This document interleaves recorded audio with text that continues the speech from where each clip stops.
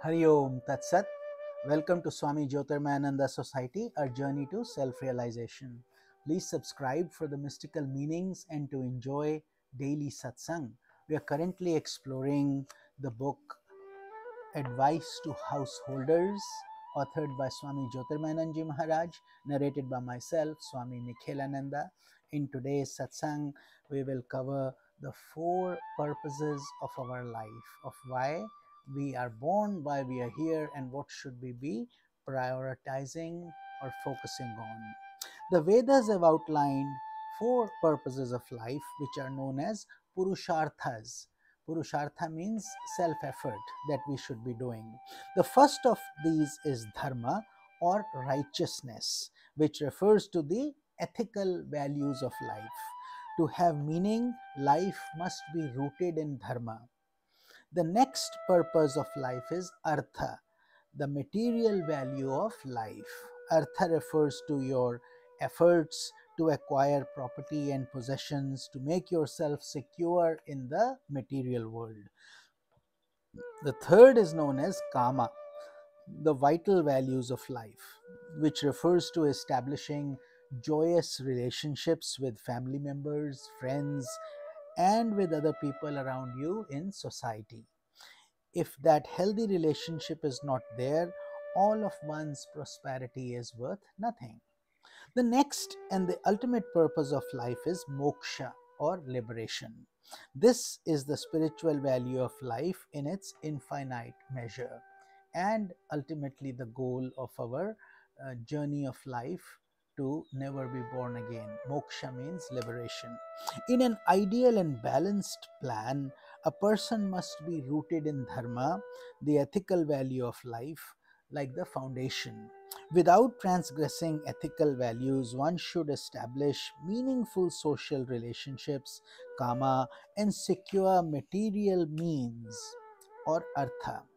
One should then fulfill his social and material wealth for intensifying his dharma, for moving towards moksha or liberation. However, in a disbalanced and aberrant society, this ideal plan is ignored. Kama and Artha are considered ends in themselves and are not regulated by Dharma as they should be. And many times people forget about moksha or liberation. If unregulated, Artha and Kama become the central focus of your life, you will be led to increasing stress, grief, and frustration. So, simply put, think of your these four purposes like a building a home. Dharma is the foundation of your home. The stronger the foundation, the more secure the house will be. Artha are like the walls around the home, the construction, and then the kama are the desires, the decorations inside the home, how you want to live comfortably in it with positive energy, the things you like, etc. And finally, liberation is the roof. All the things without the roof would not give you protection. Thus, we need all four values to live a balanced, happy life. If you earn money without having your roots in dharma, your money will not give you peace. That money will give you stress. You cannot buy any happiness through unethical means, no matter how much money you obtain. The richest millionaires are often the most unhappy people because they're always craving for more, and whatever they have done, if it is through unrighteous means, it will give them pain anyway. That is the divine law. So the richest millionaires are stressed generally. So you may own a plane that can fly you to Switzerland for breakfast, to New York for lunch, and to London for dinner, but all this does not give you true happiness. It simply gives you material success. Much, not that money is bad. It's when people forget about the true purpose of life and how to lead a happy, joyful life, they get stuck into material success only. And therein lies the error. Many people have the idea that if they become millionaires or they win a lottery or other similar pieces of good fortune, things will become wonderful. They think that the solution to all their problems rests upon money, but that is a serious mistake. If someone were to become a millionaire overnight, many things would certainly change, but not necessarily for the better. You need emotional maturity to be happy, and happiness resides within. You don't need so many things around you. A rich person never knows whether he is receiving love and affection for their own sake or because of the money they have. In most cases, life becomes cheap without any spiritual value and often stressful. As agreed, as greed is enhanced, one continues to hanker for more and more, yet they are never satisfied. That is why all these vices, they come in different shapes and forms, but instead of giving us peace and comfort, they take away our joy and happiness and give us stress and worry instead. So much better to follow these four purposes and to lead a joyful, simple, happy spiritual life. It can be very easily done, and the kingdom of heaven is within you. And if you understand that properly, then you will not be craving for material success only. So let's read the story of King Yayati that will help us understand this point better. The scriptures tell the story of King Yayati, an ancient king who, like others of his day, had lived a long, long time. One day, Yayati noticed old age coming, and although he had enjoyed the pleasures of life intensely during his life, he suddenly became worried that now he would be devoid of pleasures. He saw a dark future brooding over him. Since it was possible in those days for one person to transfer his youth to another, King Yayati asked his young children if any one of them would take his age in exchange for their youth. One of his children, who possessed great dispassion or vairagya towards the pleasures of life, even at a tender age, replied, "O father, I will gladly exchange my youth for your age." And so the exchange was made, and Yayati became young again, and again he lived a life of intense sense pleasure. But again, time passed on, as it must. Time never stands still.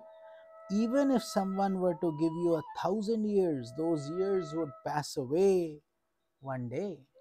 Millions of years, millions of earth planets, millions of solar systems, they all come and go. So, what to speak of the short time fragment of one lifetime? And as time passed, King Yayati again found his body aging. However, his craving for pleasure was still as strong as ever. Thus, he realized the impossibility of ever satisfying one's worldly desires by merely having more and more experiences. Only through increasing discrimination and dispassion can one experience fulfillment and peace. Desires will never end. Bharatrihi said, Trishna na jirna vayameva jirna, which means craving does not age, it does not decay, but we ourselves continue to age and decay. In fact, as human being ages, the craving seems to become more and more youthful, but the body is unable to cooperate. In other words, a miserable end. Moksha, the central goal of life, the ultimate of our purpose of why we are born. Otherwise, we keep rotating in the cycle of birth and death. So, that is what we have discussed. So, if you keep moksha in view, life becomes a process of discovering the boundless power, glory, and beauty of the self. So, lead a balanced life infused with dharma, artha, kama, and moksha, and use them in a balanced, proportional, harmonious blend. So, let's continue the four stages of life. According to the ancient Hindu culture, life is divided into the four stages, which we had briefly covered before.